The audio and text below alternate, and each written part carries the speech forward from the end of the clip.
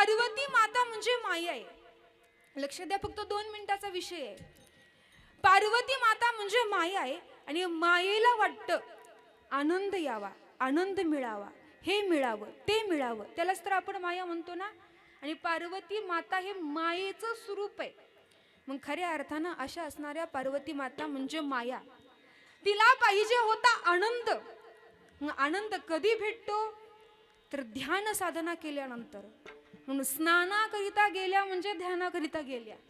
त्याच्या पाठीमागचा आध्यात्मिक शास्त्र मी सांगते.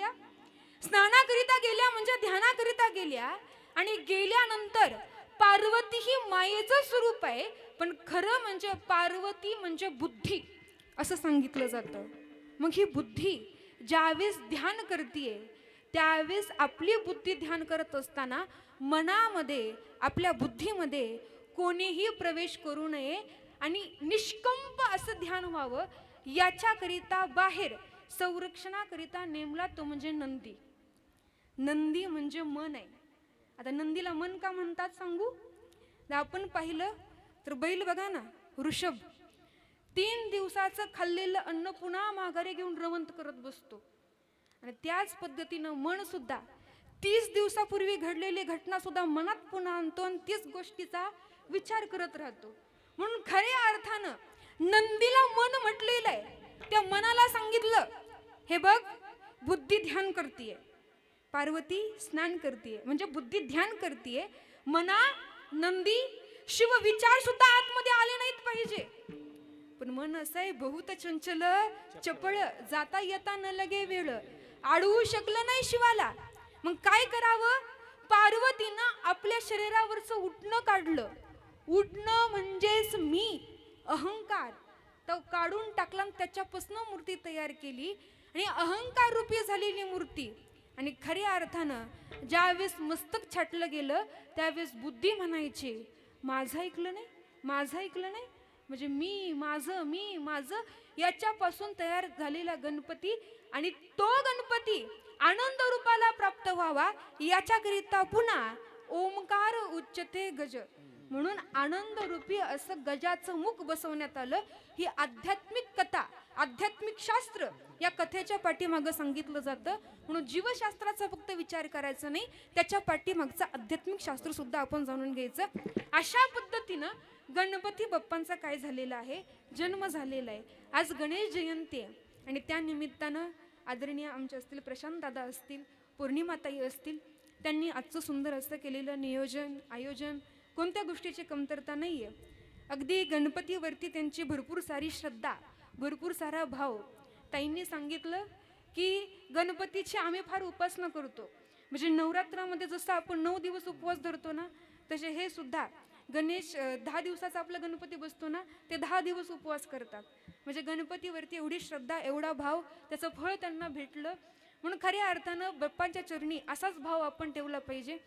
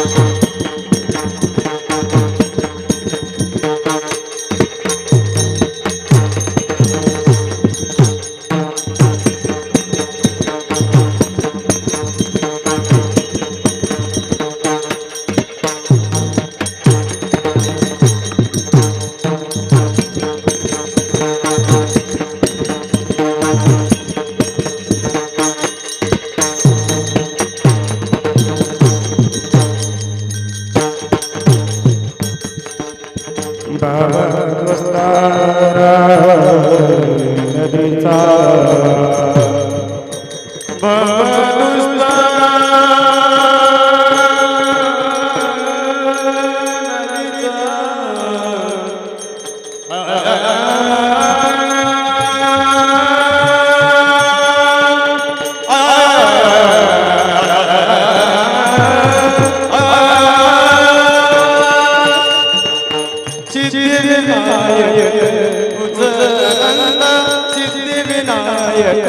तुझ अनंत तुझ तुझ्या सारखा इतिश्रीच्या वराया इतिश्रीच्या वराया हे कृपेची छाया प्रथम तुला तू कृपा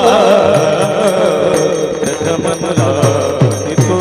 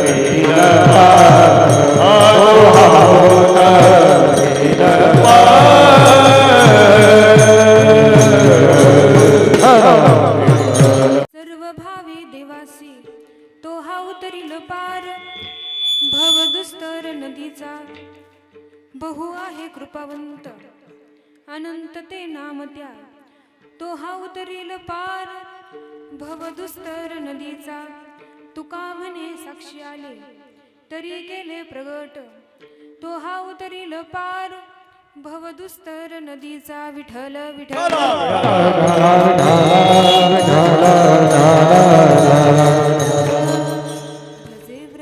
मंडनम समस्त पाप खंडनम स्वभक्त चित्तरंजनम सदैव नंदनंदन भजे व्रजे कमंडनम समस्त पाप खंडनम स्वभक्त चित्तरंजनम सदैव नंदनंदन सुपेच्छ गुच्छ मस्तकम सुनाद वेणुहस्तकम अनरवर सागर नमामि कृष्ण नागर मनोज गर्वमोचनं विशालोललोचनं विधूत गोपशोचनं नमामि पद्मलोचनं मनोज गर्वमोचनं विशालोललोचनं विधूत गोपशोचनं नमामि पद्मलोचनं करारण्यभूधरं स्मितावलोकसुन्दरं महिमदानमानवं नमामि कृष्णवारं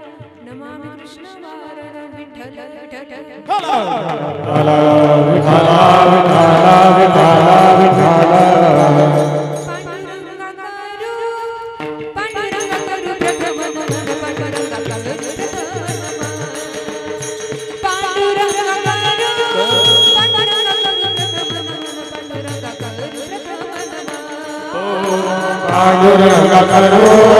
पांडुरंगा करू प्रथम नमन पांडुरंगा करू पांडुरंगा करू पांडुरंगा करू प्रथम नमन पांडुरंगा करू प्रथम पांडुरंगा करो पांडुरंगा करो प्रथम नमन पांडुरंगा करो पांडुरंगा करो प्रथम नमन पांडुरंगा करो प्रथम पांडुरंगा करू पांडुरंगा करू प्रथम नमन पांडुरंगा करू पांडुरंगा करू पांडुरंगा करू प्रथम नमन पांडुरंगा करू प्रथम पांडुरंगा करो पांडुरंगा करो प्रथम नमन पांडुरंगा करो प्रथम पांडुरंगा करो पांडुरंगा करो प्रथम नमन पांडुरंगा करो प्रथम दुसरे चरण संताजिया दुसरे चरण संताजिया त्यांच्या प्रपदाने कथे चालदारू त्यांच्या प्रपदाने कथे चालदारू त्यांच्या प्रपदाने कथे चालदारू त्यांच्या प्रपदाने कथे चालदारू दुसरे चरण दुसरे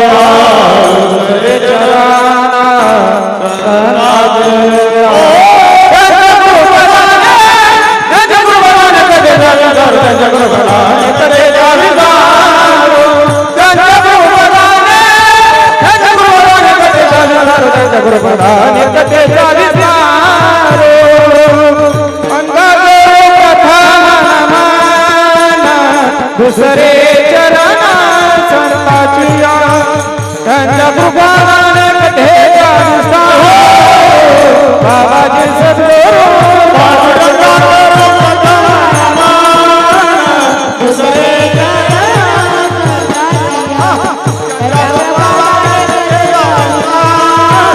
बाबाजी सद्गुरू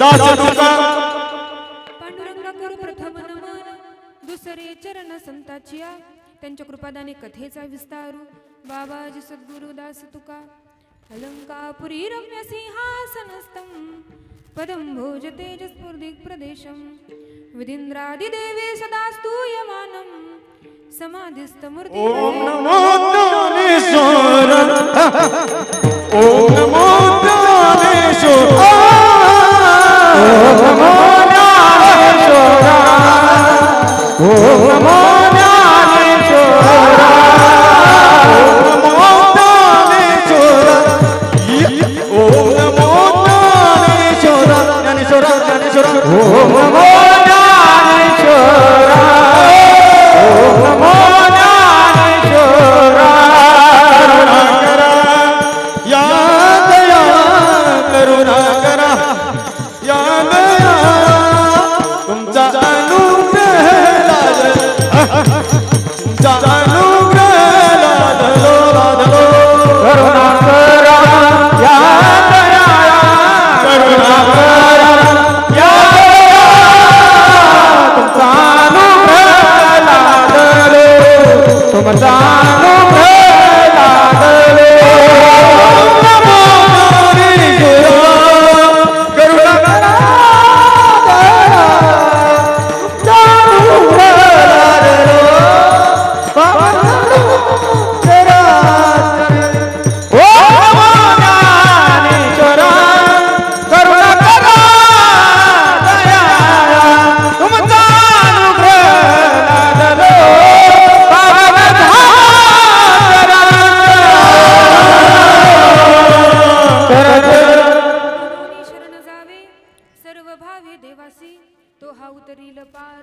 भवदुस्तर नदीचा प्रस्तुत प्राप्त प्रसंगी कीर्तन रूपी सेवेकरिता घेतलेला अभंग देहूचे साधू संत श्रेष्ठ सुप्रसिद्ध जगतवंदनीय जगद्गुरु तुकाराम महाराज यांचा चार चरणाचा उत्कृष्ट असा भगवंताला शरण गेल्यानंतर फायदा काय होतो हे प्रतिपादन करणारा अभंग आज आपण सेवेकरिता घेतलेला आहे. महाराज म्हणतात हा भगवंत आहे, त्याने घेतलेले हे अनंत अवतार आहेत. त्या अवतारातील देवाला तुम्ही कोणत्याही अवतारातील देवाला शरण जावा, आणि जर शरण गेलं तर काय होतं, तर असणारा हा भवसागर भगवान परमात्मा तरण्याकरिता आपल्याला मदत करतो. महाराज सांगतात तो करुणावंत आहे, त्याच्यासारखी करुणा कोणाकडे नाही. त्याने अनंत असे अवतार घेतलेले, त्याचं नावही अनंत आहे. पुढे जाऊन सांगितलं की खऱ्या अर्थाने हे आम्हाला अनुभवाला आलं, आणि ते मी काय करतोय, प्रगट करतोय. हा झाला अभंगाचा सरळ सरळ अर्थ. विठ्ठल विठ्ठल.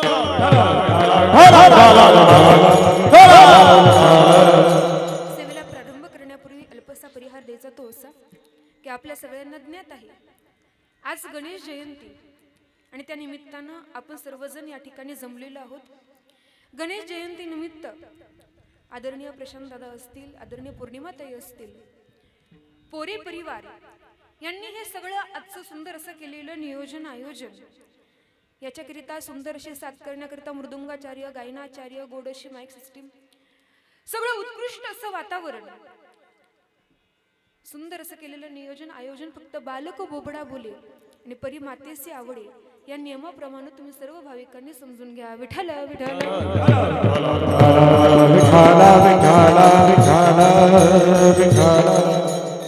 गणेश जयंती म्हणजे काय, तर गणपती बाप्पा या ठिकाणी अवताराला आलेले.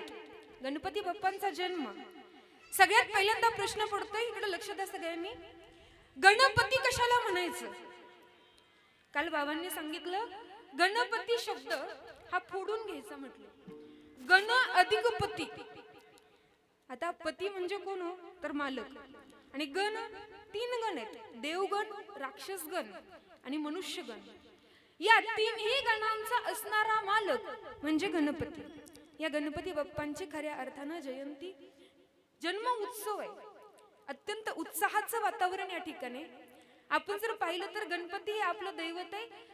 बाप्पांवरती श्रद्धा ठेवल्यानंतर काय होतं, तर याचा परिचय, याचा प्रत्यक्ष अनुभव बऱ्याच लोकांना आलेला असेल. गणपती बाप्पांना विघ्नहर्ता म्हटलं जातं. जीवनामध्ये आलेलं विघ्न दूर करण्याचं काम खऱ्या अर्थानं भगवान परमात्मा करत असतो. मग देवाच्या जीवनामध्ये सुद्धा काही घटना घडल्या. जीवशास्त्र वेगळं सांगतं, अध्यात्मशास्त्र वेगळं सांगतं. गणपती बाप्पाचा जन्मोत्सव, त्याच्या पाठीमागची आख्यायिका आपल्या सगळ्यांना माहित आहे. पुढे विषय येईल, मी सांगत राहील. पण सगळ्यात पहिली महत्वाची गोष्ट म्हणजे देव या ठिकाणी अवताराला येतात. 3 जण जन्माला येतात. एक म्हणजे मनुष्य, दुसरे म्हणजे संत, तिसरे म्हणजे भगवंत. मनुष्याचा अवतार नाही, मनुष्याचा असता तो जन्म, आणि संतांचा भगवंताचा अवतार आहे.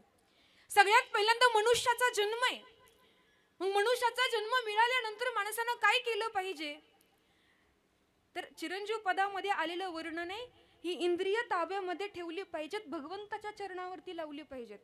हा 5 विषय माझी प्रथम, शब्द विषय संभ्रम, मग स्पर्श विषय सुगम उपक्रम तो ऐसा, नाना मृदू आसने घालिती, विचित्र पर्यक निद्रे प्रती, नर नारी शुश्रूषा करती, तेने धरी प्रीती स्पर्शाची, रूप विषय ऐसा गोवी वस्त्रे भूषणे देती बरवी, सौंदर्य करी जेवी देही भावी श्लाघ्यता, रूप विषय ऐसा जडला, रस विषय कैसा झुंबला, जे जे आवडे तयाला, त्या त्या पदार्थाला अर्पिती, ते रस गोडी करिता घडीनं विसंबे धरी ममता, मग गंध विषय ओढिता होई तत्वता त्या कैसा.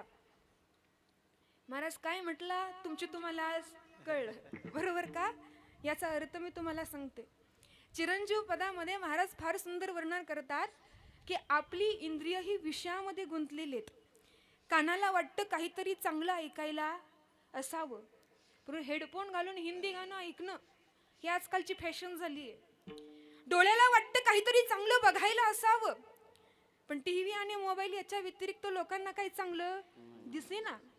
त्वचेला वाटतं चांगला स्पर्श असावा, जिभेला वाटतं चांगलं काहीतरी चटक्याचं खायला असावं, बरोबर ना. अशी आपली इंद्रिय विषयामध्ये गुंतलेली आहेत. पण आपल्या इंद्रियांनी काय केलं पाहिजे, आपल्याला भगवान परमात्म्याने इंद्रिय कशाकरिता दिलेली आहेत, बरवे झाले आलो या जन्माशी, जोड जोडिली मनुष्य देह ऐसी, महालाभाची उत्तम राशी तेने सर्व सुखासी पात्र होई जे, दिले इंद्रिय हात पाय कान, डोळे मुख बोलाया वचन, जेने तू जोडसे नारायण नासे जीवपण भव रोग. देवाना देह कशा करिता दिलाय हो? देवे दिला देह भजना गोटा, तो या झाला फाटा बालिकेचा, तो या झाला फाटा बालिकेचा. देवे दिला देह भजना गोटा, तो या झाला फाटा बालिकेचा, तो या झाला फाटा बालिकेचा. देवे दिला देह भजना गोटा, तो या झाला फाटा बालिकेचा, तो या झाला फाटा. देवे दिला देह भजना गोटा, तो या झाला फाटा बालिकेचा, तो या झाला फाटा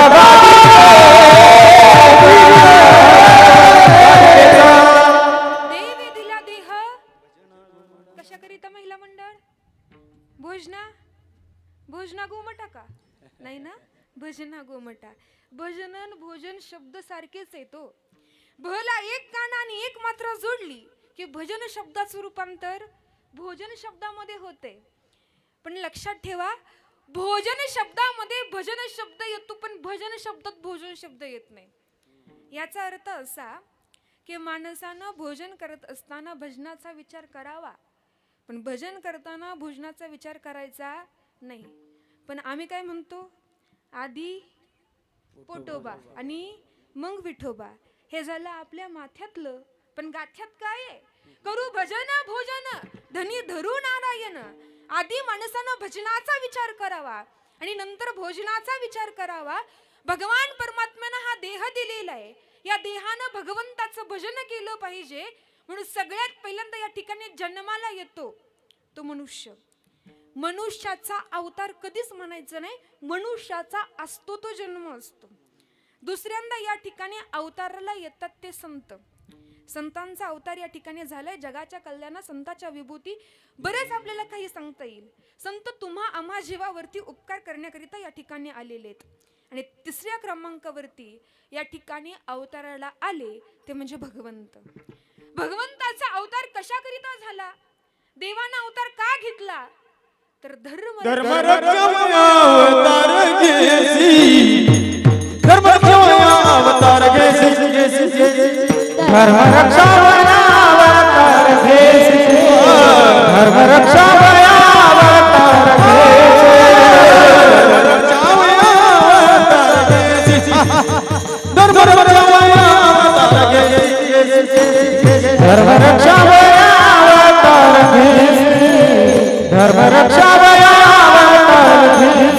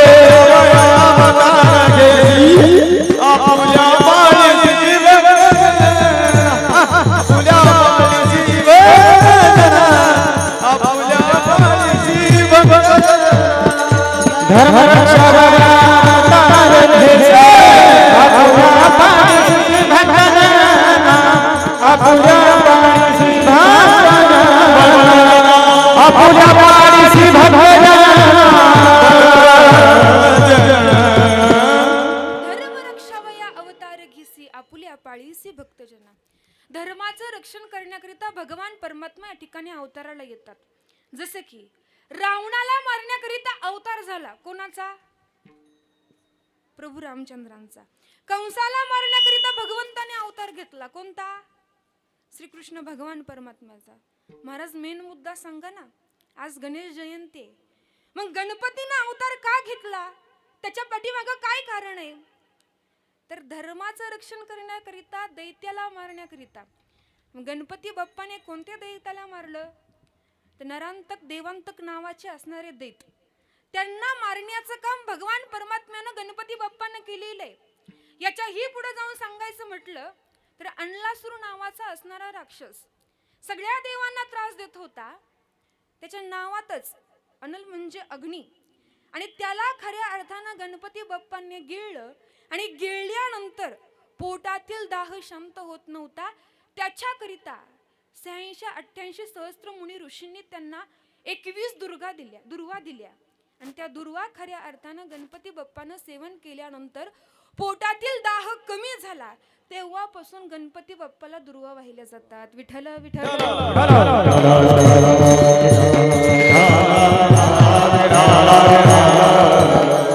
भगवंतानं अवतार घेतला, गणपती बाप्पानं अवतार घेतला, हे आमच्या लक्षात आलं.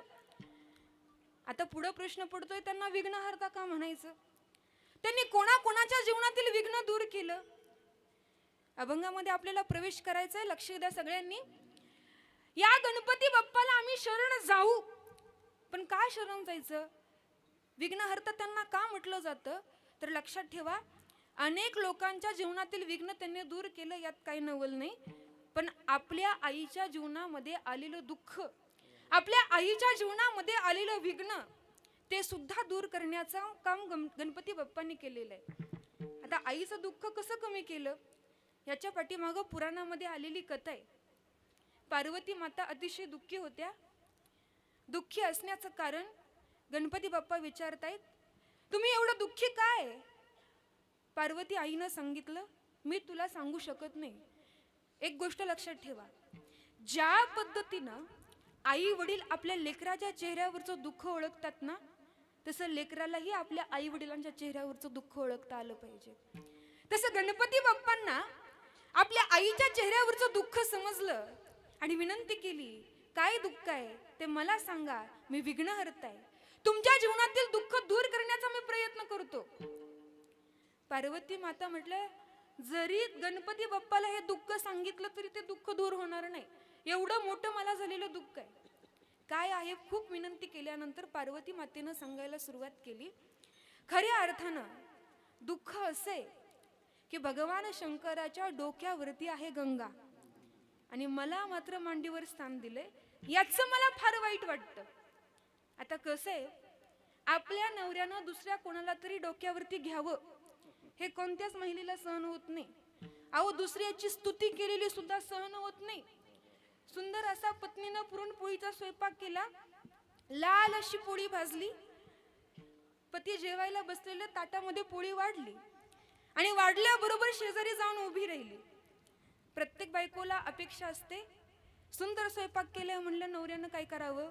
कौतुक करावं. त्यानं पोळीचा घास तोडला, तोंडात टाकला आणि म्हटलं, वा, फार सुंदर पोळी झाली. ती म्हटली, खरंच छान झाली का? हो ना, खूपच सुंदर झाली, खूप चविष्ट लागते.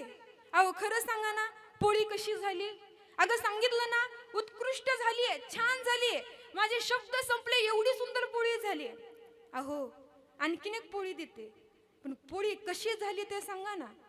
त्यानं सांगितलं, अगं पोळी मोडली आणि तोंडात टाकली की विरघळतीये, की आणखी याच्यापेक्षा सुंदर पोळी मी पाहिली नाही. नाही नाही नाही, तरी पण सांगा कशी पोळी झालीये. त्याच्या लक्षात आलं, पत्नीचा स्वभाव माहीत होता. तो म्हटला, माझ्या आईपेक्षा सुद्धा सुंदर झाली. आता म्हणले, ठीक आहे, मला सांगायचंय काय, दुसऱ्याचं कौतुक केलेलं सहन होत नाही.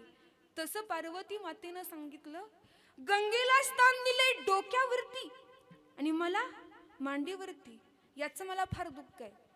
गणपती बाप्पा म्हटलं, एवढंच दुःख ना, काळजी करू नको, हे निवारण करण्याचं मी काम करतो.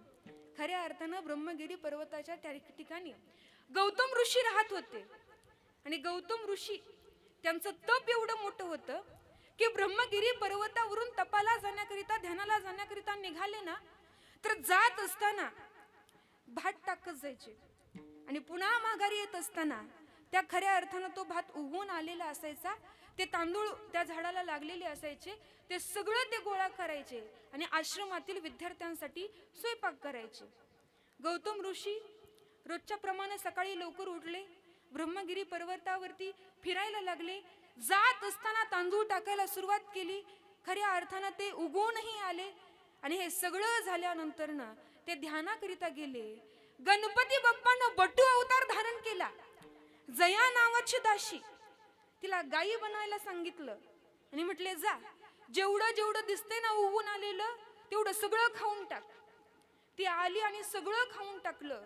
गौतम ऋषी पुन्हा माघारी आले आणि आल्यानंतर पाहिलं तर गायीनं सगळं खाऊन टाकलेलं होतं. त्या गौतम ऋषीला राग आला. ऋषीच असे होते, थोडंसं जरी काही घडलं तर त्यांना फार क्रोध यायचा. फार क्रोध आला, त्यांनी दर्भाची काडी उचलली. लक्ष देताय ना सगळे? दर्भाची काडी उचलली आणि त्या गायीला मारली. तशी गायी जाग्याला मरण पावली. पाहिलं बटू अवतारातल्या गणपती बाप्पाने, त्यांना तेवढंच पाहिजे होतं. गणपती बाप्पा गौतम ऋषीपाशी गेले आणि सांगायला सुरुवात केली, किती मोठं तुम्ही पातक केले, गो हत्या केलेली. आपण आता सुद्धा म्हणतो ना, गो हत्या केली नाही पाहिजे. घरातील माय आणि गोठ्यातील गाय हे सुरक्षित राहणं अत्यंत गरजेचं आहे. खऱ्या अर्थानं कलियुगामध्ये सुद्धा कत्तलखाने हे बंद झाले पाहिजेत. काय कत्तलखान्यामध्ये अवस्था त्या गायींची केली जाते हो. सगळ्या गायी त्या ट्रकमध्ये कोंबू कोंबू भरून नेल्या जातात. कत्तलखान्यापर्यंतचा त्यांचा प्रवास आहे. रस्त्यामध्ये लहानशी वासरं चिरडून मरून जातात. पुन्हा त्या वासरांना गायींना उडत उडून त्या ट्रक मधून बाहेर काढलं जातं. डोळ्यामध्ये ऍसिडचा ठिपका टाकला जातो. का तर जिवंतपणाचा दाखला देण्यासाठी. जर ती गायी जिवंत असेल तर ती ओरडेल आणि जर ती गायी जिवंत नसेल ना तर ती गायी ओरडणार नाही. जिवंतपणाचा दाखला देण्याकरिता त्या गायीच्या डोळ्यामध्ये ऍसिडचा ठिपका टाकला जातो. पुन्हा त्या गायीला आतमध्ये ओढत नेलं जातं. 200 डिग्री सेल्सिअसची ऍसिडची हवा त्या गायीच्या अंगावरून फवारली जाते. विचार करा ना, 100 डिग्री सेल्सिअसला आपलं पाणी खळखळून उकळतं. त्याच्या दुप्पट 200 डिग्री सेल्सिअसची ऍसिडची हवा फवारल्यानंतर त्या गायीचं कातडं वेगळं होतं. त्या गायीचा पाय वरती बांधला जातो. तोपर्यंत ती गायी जिवंत असते, आरडते, ओरडते आणि शेवटी त्या गायीच्या मानेची नस कापली जाते. त्या ठिकाणी पडलेलं रक्त वगैरे विष बनवण्याच्या कंपनीमध्ये पाठवलं जातं. त्या गायीचा मांसाहार तयार केला जातो. वाईट या गोष्टीचं वाटतं की काही लोक आपल्या परिवारासोबत पार्टी करण्याकरिता हॉटेलमध्ये जातात आणि हा मांसाहार आनंदानं सेवन करतात. या गोष्टी कुठेतरी थांबल्या पाहिजेत. गो हत्या थांबली पाहिजे. गोठ्यातील गाय सुरक्षित राहणं गरजेचं आहे. गो हत्येचं लागलेलं पातक धुवून निघत नाही. गौतम ऋषींच्या लक्षात आलं, अरे माझ्या हातून गो हत्या झालीये. गणपती बाप्पा म्हटले, आता हे पातक सहजासहजी मुक्त होऊ शकत नाही तुम्ही याच्यातून. गौतम ऋषींनी विनंती केली, काहीतरी मार्ग असेल ना, तो मार्ग सांगा की ज्याच्यामुळे खऱ्या अर्थानं हे पातक दूर होईल. आणि त्यावेळेस गणपती बाप्पानं सांगितलं, हे पातक दूर होऊ शकतं, पण त्याच्याकरिता एक तुम्हाला काम करावं लागेल. तुम्हाला गंगेमध्ये स्नान करावं लागेल. आणि जर तुम्ही गंगेमध्ये स्नान केलं तर तुमच्या जीवनामध्ये लागलेलं गो हत्येचं पातक नक्कीच दूर होईल.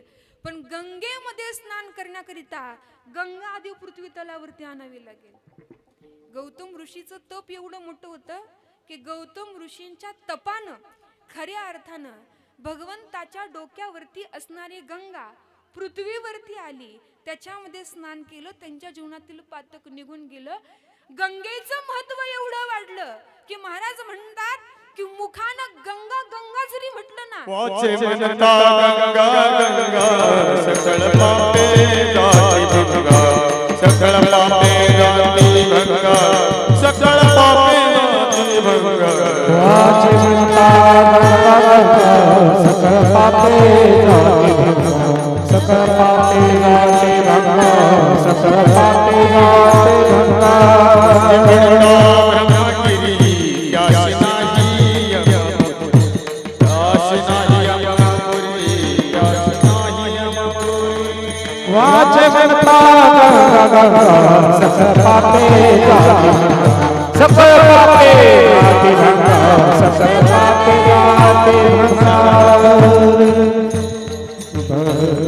वाचे म्हणता गंगा गंगा सकळ सकळ दोष जाती भंगा किंवा सकळ पापे जाती भंगा.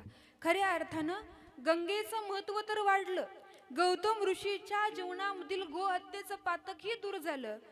मला सांगायचा सिद्धांत एवढाच आहे की पार्वती मातेच्या जीवनातील दुःख भगवंतानं गणपती बाप्पानं कमी करण्याचं काम केलं, म्हणून गणपती बाप्पाला विघ्नहर्ता म्हणतात. विघ्नहरी विघ्नहर्ता स्वयंभू जसा, विघ्नहरी विघ्नहर्ता स्वयंभू जसा, अष्टविनायका तुझा महिमा कसा, अष्टविनायका तुझा महिमा कसा. दर्शनाचा लाभ घ्यावा, दर्शनाचा लाभ घ्यावा भक्तांनी असा, अष्टविनायका तुझा महिमा कसा, अष्टविनायका तुझा महिमा कसा. जीवनातील दुःख दूर करण्याचं काम गणपती बाप्पा करत असतात. मग यांच्या जीवनामध्ये जर आपण पाहिलं तर झालं असं की समुद्र मंथन झालं. सगळ्यांनी लक्ष द्या, गणपती बाप्पाच्या जीवनातील मी प्रसंग सांगते. समुद्र मंथन झालं. समुद्र मंथन झाल्यानंतर त्याच्यामध्ये निघलेलं विष भगवान शंकराने घेतलं. पोटामध्ये दाह एक संभ्रम निर्माण झाला आणि हे दूर करण्यासाठी काय करावं तर सगळ्या ऋषींनी मिळून 2 मोदक तयार केले. एक मोदक भगवान शंकराला दिला आणि दुसरा मोदक भगवान शंकरांनी पार्वती मातेपाशी ठेवला. आता पार्वती मातेपाशी असलेला तो अमृताचा मोदक घेण्यासाठी 2 पुत्रामध्ये भांडणं लागली. 2 पुत्र कोण? गणपती बाप्पा आणि कार्तिक स्वामी. गणपती बाप्पा म्हणायचे आई हा मोदक मला पाहिजे, कार्तिक स्वामी म्हणायचे आई हा मोदक मला पाहिजे. 2 जण भांडायला लागली आणि त्यावेळेस खऱ्या अर्थानं पार्वती मातेनं सांगितलं भांडणं करू नका, दोघांपैकी मोदक एकालाच मिळणार, पण त्याकरिता मी एक परीक्षा घेणार आहे. परीक्षा अशी आहे, जो कोणी पहिल्यांदा पृथ्वी प्रदक्षिणा करून येईल त्याला मी तो मोदक देणार आहे. असं म्हटल्याबरोबर कार्तिक स्वामी लगेच मोरावरती बसले आणि प्रदक्षिणा करण्याकरिता निघाले. पण गणपती बाप्पाचं वाहन काय? उंदीर. गणपती बाप्पाच्या लक्षात आलं, क्षणभर जागेला थांबले.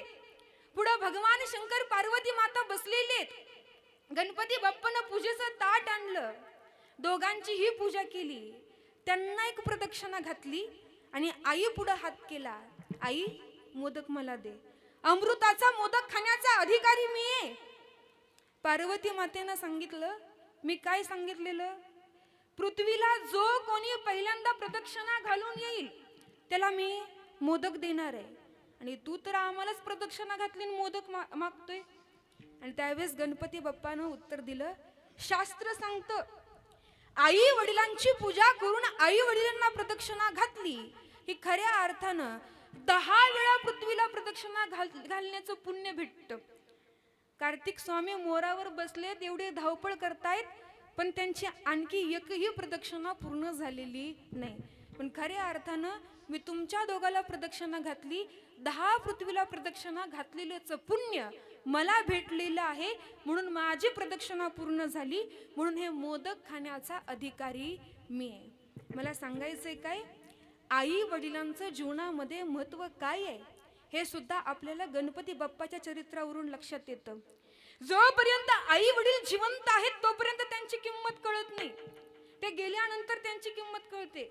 बघा ना, पुरुष वर्ग बाहेरून तुम्ही कितीही पैसे कमवून आणा, बायको विचारते किती कमवलं, लेकरं विचारतात खाऊ काय आणला, पण आई विचारते बाळा जेवलास का, भूक लागली असेल जेवायला वाढू का. जिला पोटातली भूक आणि अंतकरणातलं दुःख कळतं ना तिला आपण आई म्हणतो. आई वडिलांनी इतकं प्रेम कोणीच करू शकत नाही. जगात प्रत्येक गोष्टीचा समास होतो, विग्रह होतो, पण आई वडील हे शब्द नाहीत, आई वडील ह्या भावना आहेत. आणि खऱ्या अर्थानं आपण त्यांचं पूजन केलं पाहिजे. त्यांचं पूजन केल्यानंतर भगवंताची सेवा केलेल्याचं पुण्य भेटतं. हा जर बोध आपल्याला कुठून भेटत असेल तर गणपती बाप्पाच्या चरित्रातून भेटतो. विठ्ठल विठ्ठल.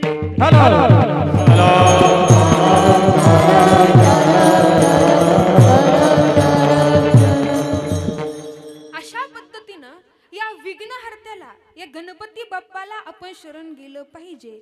शरण गेलं तर काय होतं? महाराज अभंगाच्या प्रथम मनमुनी शरण जावे मनमुनी शरण जावे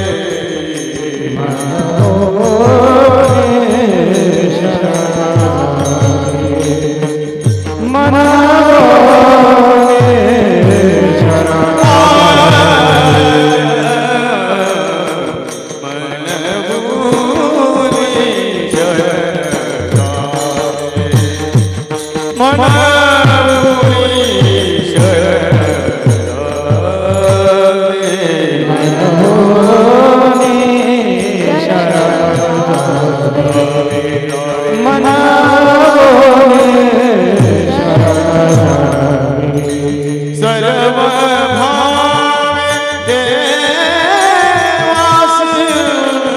सर्व भावे भावे देवासी तो भाऊदरी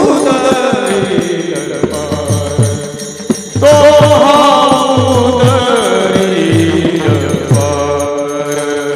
सर्व भावे देवास सर्व भावे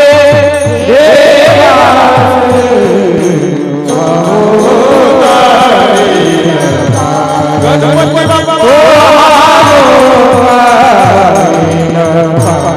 मनमुनी शरण जावे सर्व भावे देवासे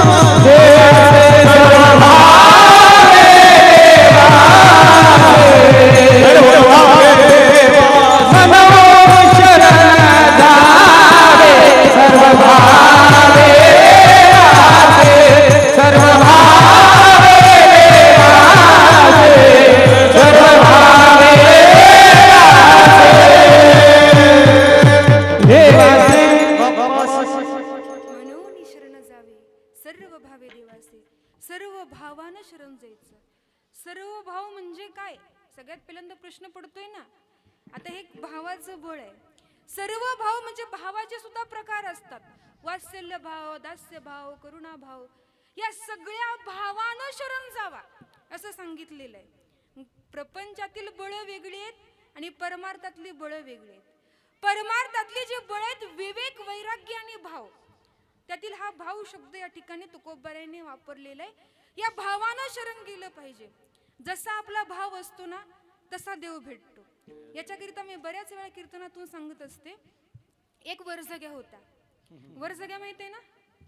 वरजग्या कशाला म्हणतात? आमच्याकडे बघू नका. वरचं वरचं खाऊन जगणारा याला म्हणतात वरजग्या. काही लोक म्हटली महाराज बरोबर आहे ना, तुम्ही आज ह्या गावाला तर उद्या दुसऱ्या गावाला, आम्हाला काही मिळत नाही अशातला भाग नाही. एक वरजग्या होता आणि खऱ्या अर्थानं तो संध्याकाळ झाली की गावामधनं फिरायचा. एखाद्या माणसानं पाहिलं आणि जेवायला बोलवलं की तिथं जेवायचं आणि तसंच जगायचा. एकदा गुरुजीच्या दारापासून निघाला. गुरुजीने पाहिलं आणि हाक मारली, पाहुणा या जेवायला. त्याला तेवढंच पाहिजे होतं. गेला आणि जेवायला जाऊन बसला. एवढं जेवण आवडलं. म्हटलं रोज याचं दार त्याचं दार करण्यापेक्षा आपलं रोज गुरुजीच्याच घरी जेवायला आलेलं काय वाईट आहे. संध्याकाळी झाली 7 वाजल्या की मुद्दाम गुरुजीच्या दारातनं फिरायला लागायचा. गुरुजी हाक मारायचे, पाहुणा या जेवायला. लगेच जाऊन बसायचा. आणि बघता बघता आता गुरुजीची बायको म्हटली 1 दिवस ठीक आहे, 2 दिवस ठीक आहे, अहो आठवडा झालं. उद्यापासून तो वर जाग्या आपल्या घरी जेवायला येता कामा नाही. आजच काय करायचं ते करा. दोघांनी ठरवलं. दोघे जण जेवायला बसली आणि बसल्यानंतर ना त्या गुरुजीने एक घास तोडला, भाजीत बुडवला, खाल्ला आणि आतमध्ये हाक मारली, का ग आज भाजीत मीठ टाकलं नाही वाटतं. आतून आवाज आला, मला काय तेवढंच काम असतं का? उठा, ती मिठाची भरणी घ्या आणि मीठ टाका. अगं बाहेरच्या माणसासमोर तू मला असं बोलते. म्हणून दोघांनी भांडण सुरू केलं. वर जग्या म्हटला, आता इथं थांबून उपयोग नाही, निघून गेला. असं झाल्यानंतर गुरुजीची बायको म्हटली, कस काय खोटं खोटं भांडायचं नाटक केलं. गुरुजी म्हटलं मी काय कमी आहे का? मी पण कस काय खोटं खोटं भांडायचं नाटक केलं. वर जाग्या दारात आला आणि तो म्हटला कस काय मी पण खोटं खोटं जायचं नाटक केलं. म्हणजे काय, तो तिथून गेलेला नव्हता. मला सांगायचंय काय सिद्धांत आहे का, जसा आपला भाव असेल ना तसा देव भेटेल. जर खोटा भाव भगवंताच्या चरणावरती ठेवला तर गणपती बाप्पा खोटच आपल्याला प्रगट होतील. लटिका तुका लटिक्या भावे लटिक्या बोले लटिक्या असावे. म्हणून भावामध्ये एवढी ताकद आहे की भावानं आपण देवाला आकळू शकतो. महाराज वर्णन करतात भाव बडे आकळे ये रवी नाकळे, भाव बडे आकळे ये रवी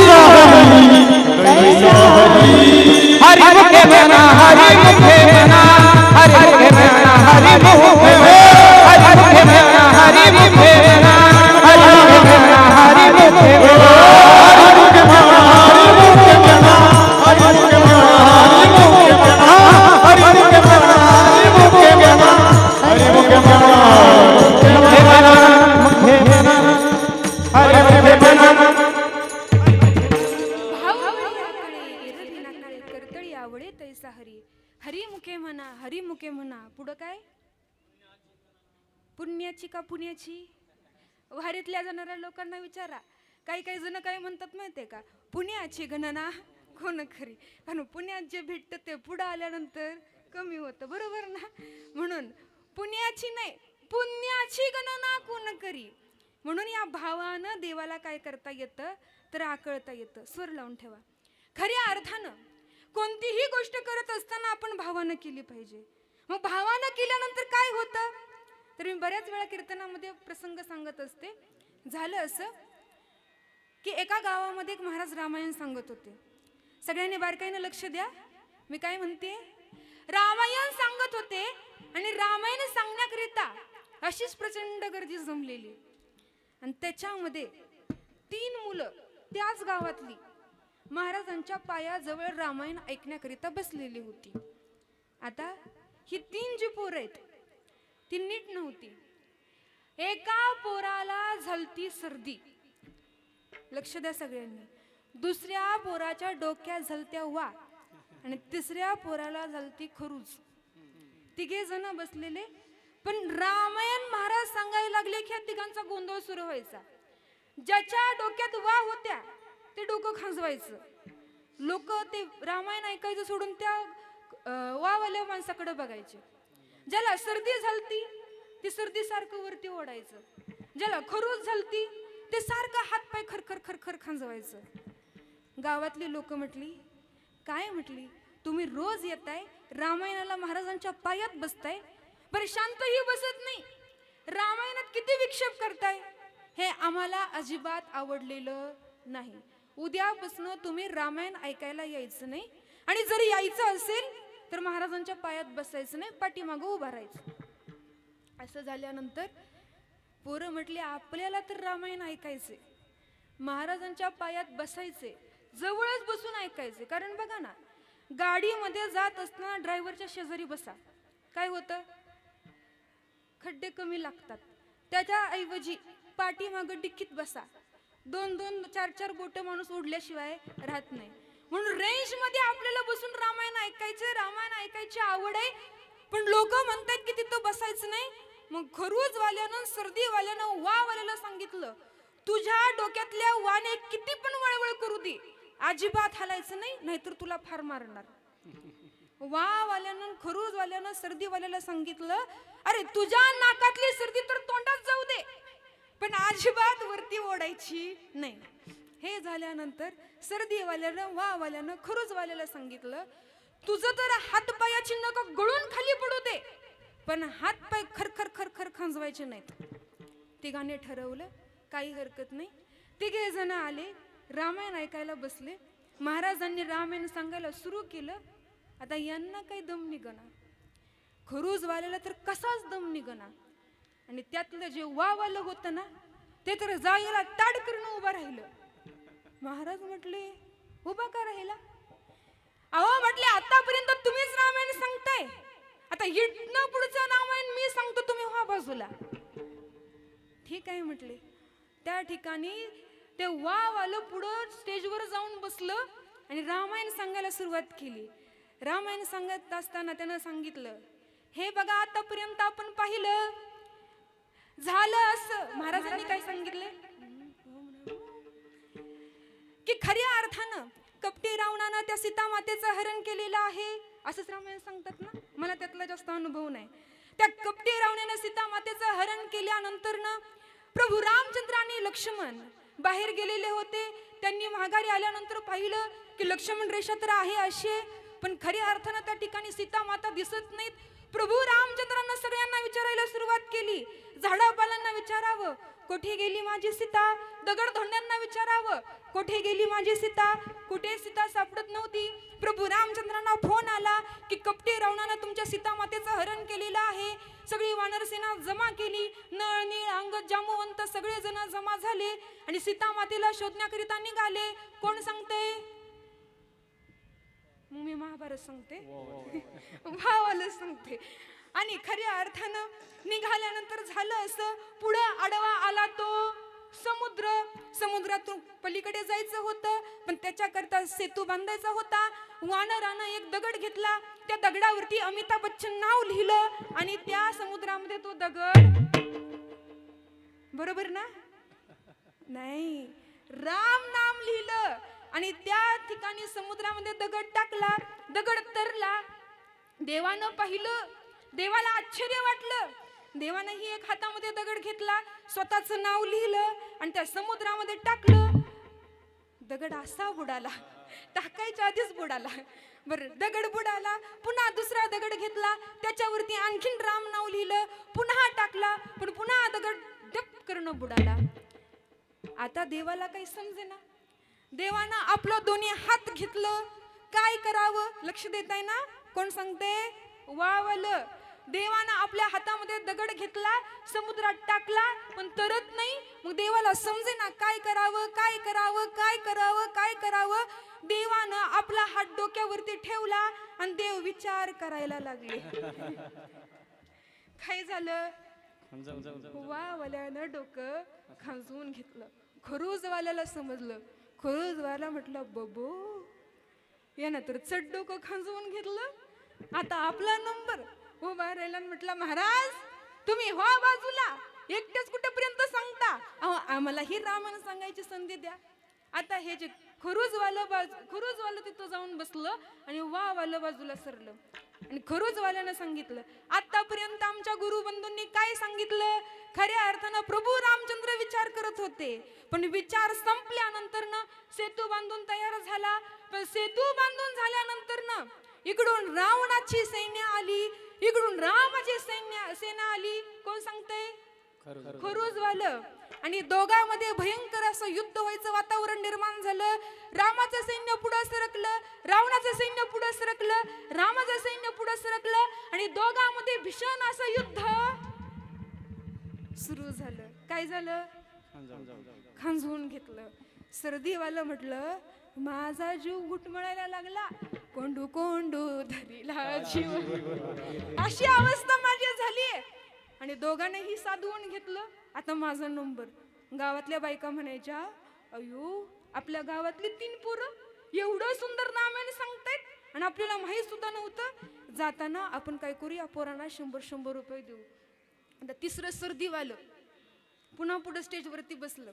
आणि त्यानं सांगायला सुरुवात केली, आतापर्यंत आमच्या गुरुबंधूचं तुम्ही ऐकलं, आता माझं ऐका. रामामध्ये रावणामध्ये भीषण असं युद्ध सुरू झालेलं होतं. कुंभकर्ण जागा झाला, नंतर गेला. रावणाला राग आला, आता मात्र सहन होईना. रावणाच्या सैन्यानं बाण सोडायला सुरुवात केली. इकडून रामाच्या सैन्यानं बाण सोडायला सुरुवात केली. रावणाकडून एक बाण आला, रामाकडून एक बाण आला आणि त्याच्या सगळं सैन्य मरून गेलं. मला सांगायचे काय, असा वरवरच्या गोष्टींना काही अर्थ नाही. कोणतीही गोष्ट करत असताना खऱ्या अर्थानं भावानं केली.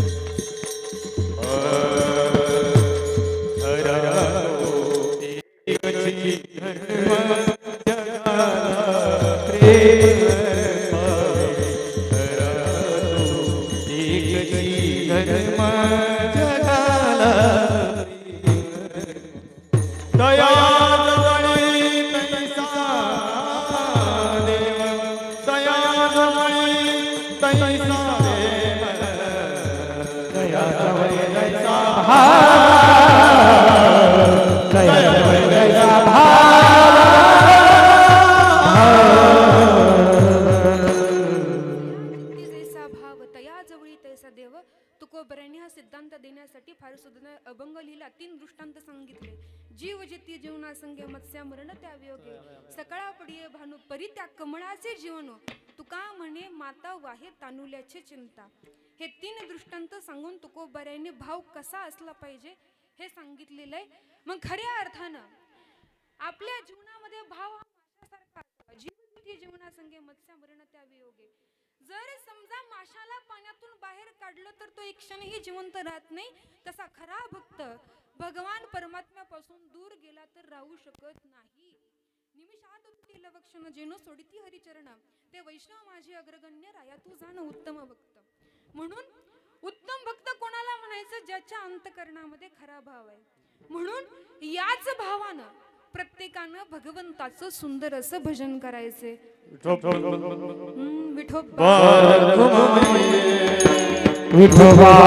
आध्यात्मिक शास्त्र त्याच्या पाठीमागं वेगळं आहे. आजपर्यंत आपण कथा ऐकत आलो, पण जीवशास्त्राचा विचार करत करत आध्यात्मिक शास्त्र सुद्धा आपण जाणून घेतलं पाहिजे. जीवशास्त्रामध्ये अशी कथा सांगितली जाते की पार्वती माता स्नानाकरिता निघाल्या, पण स्नानाकरिता जात असताना खऱ्या अर्थानं संरक्षण करण्याकरिता पहारेकरी म्हणून नंदीला थांबवलं. त्या ठिकाणी भगवान शिव आले, नंदी अडवू शकला नाही. म्हणून उठण्यापासून पार्वती मातेनं एक मूर्ती तयार केली, त्याच्यामध्ये प्राण टाकले आणि गणपतीची ती मूर्ती होती आणि त्याला पहारा करण्याकरिता सांगितलं. परंतु तो पहारा करण्याकरिता पुन्हा भगवान शिव आले.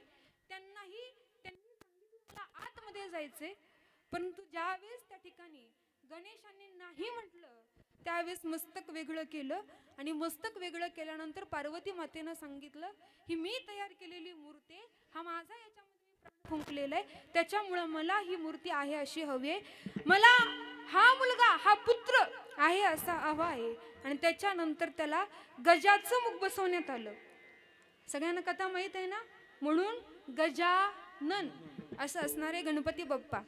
ही जीवशास्त्राची कथा आजपर्यंत आपण ऐकली, पण त्याच्या पाठीमागं आध्यात्मिक शास्त्र काय आहे.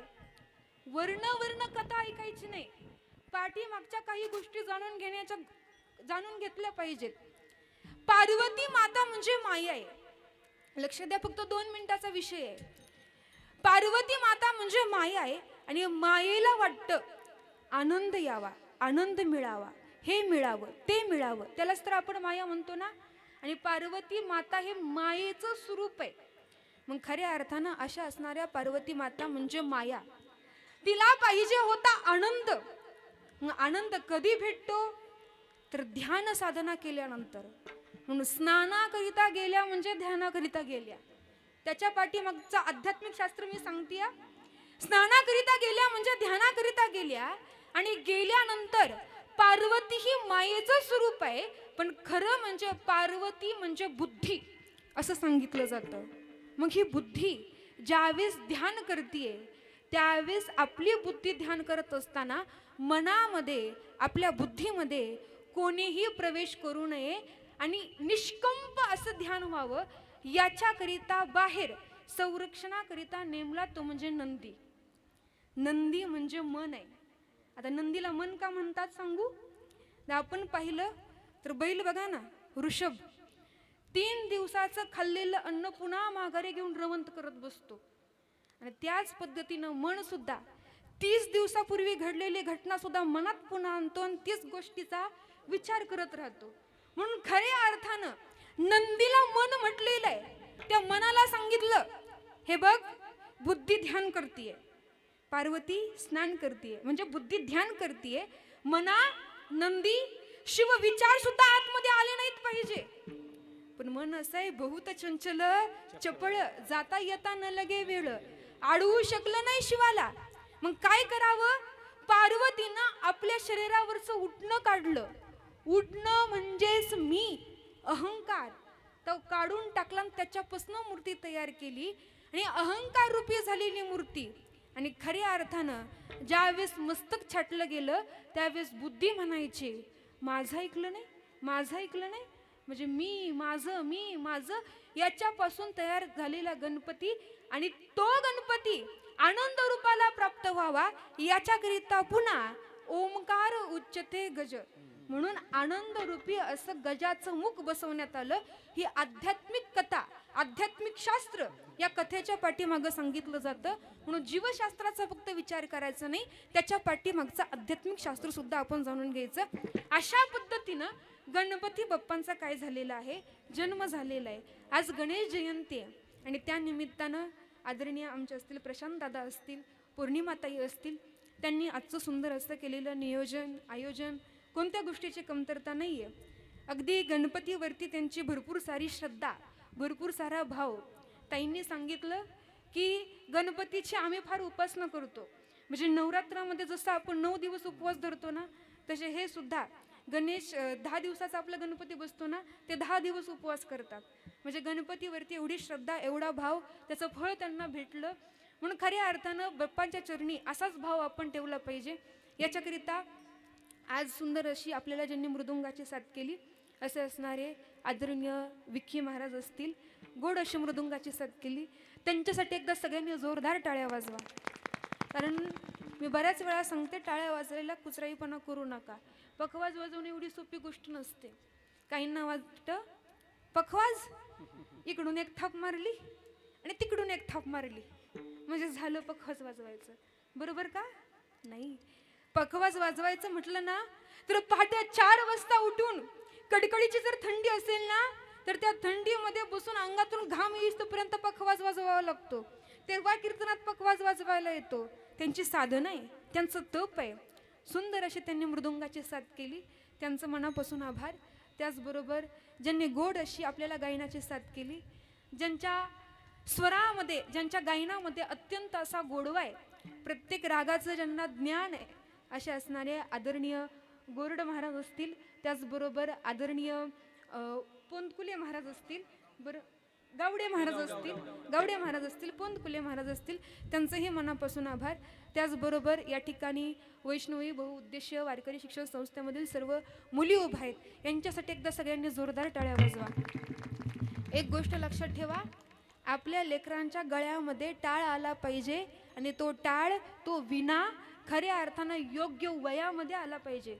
लोक काय करतात माहिती आहे का, म्हणतात एवढ्या वयात परमार्थ करायचा असतोय, म्हातारं झाल्यावर परमार्थ करायला येईल. तसं नाही.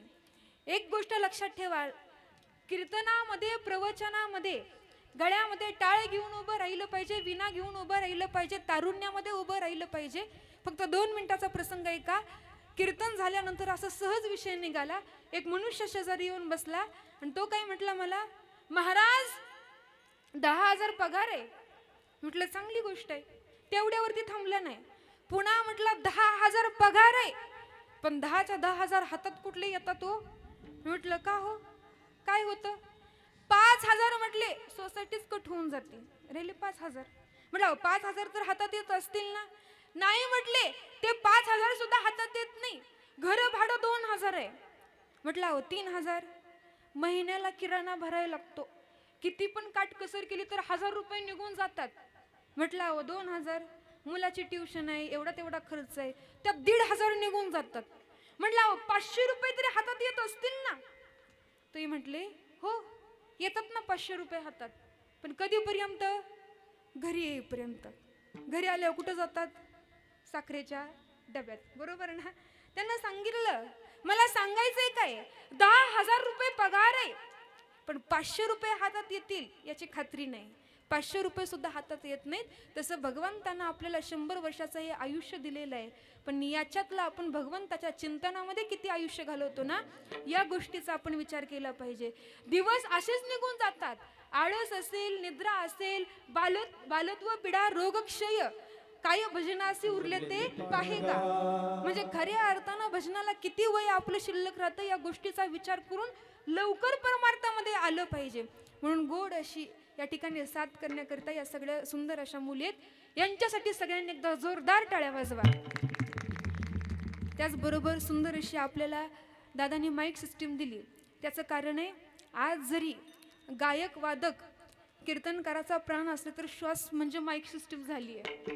म्हणून सुंदर अशी दादांनी माईक सिस्टीम दिली. दादांसाठी एकदा सुंदर सगळ्यांनी जोरदार टाळ्या वाजवा. काही काही ठिकाणी सिस्टीम मोठ्या मोठ्या असतात, पण ऑपरेटिंग करायला सगळ्यांना जमतं असं नाही, पण गोड असं ऑपरेटिंग केलं.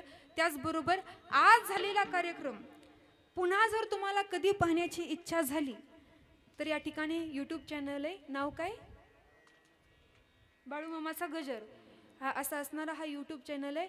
या यूट्यूब चॅनलवरती जाऊन तुम्ही खऱ्या अर्थानं आजचं झालेलं कीर्तन पुन्हा पाहू शकता.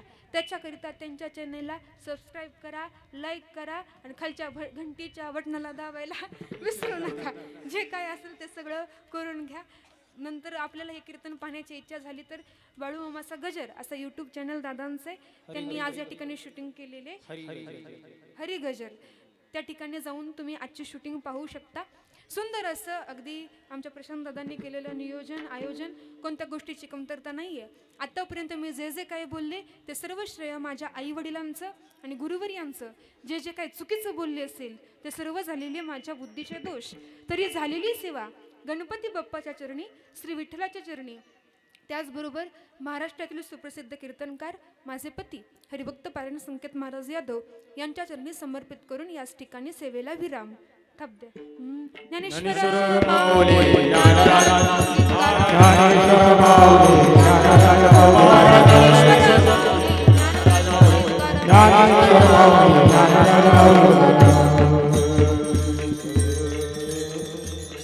तुकाराम तुकाराम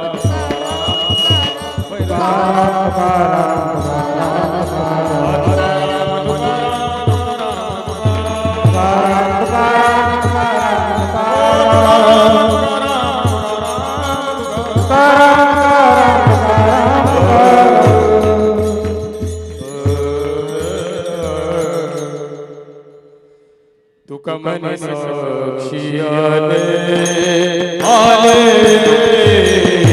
तुका मन साक्षी आले, तुका मन साक्षी आले, गणपती तुका मन साक्षी आले, तुका मन साक्षी आले आले,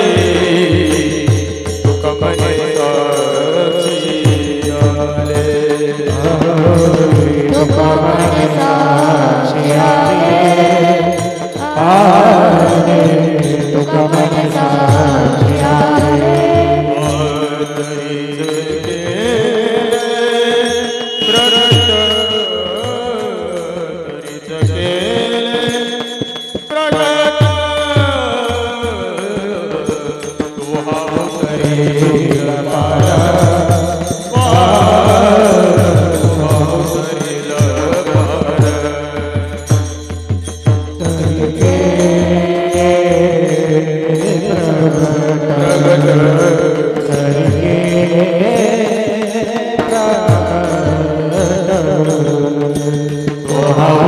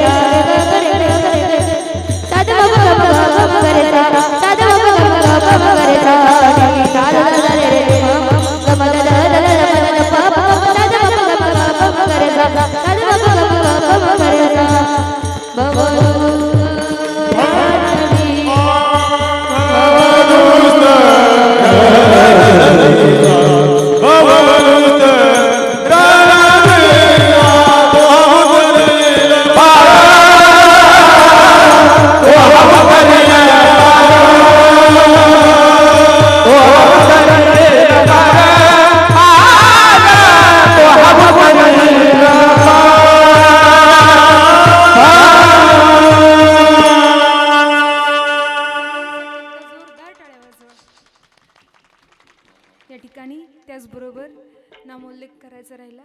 वैष्णवीताईंचे बंधू असतील, आदरणीय जीवन भैया महाराज असतील, तेही उपस्थित आहेत. ऋतुजा ताईंचे वडील असतील, त्यांचा परिवार असेल, त्यांचेही मनापासून आभार. आदरणीय उपस्थित ताई असतील, त्यांचेही मनापासून आभार मानते. सगळ्यांनी एकदा प्रेमानं देवाचं भजन करा. जय विठ्ठल, जय जय विठ्ठल.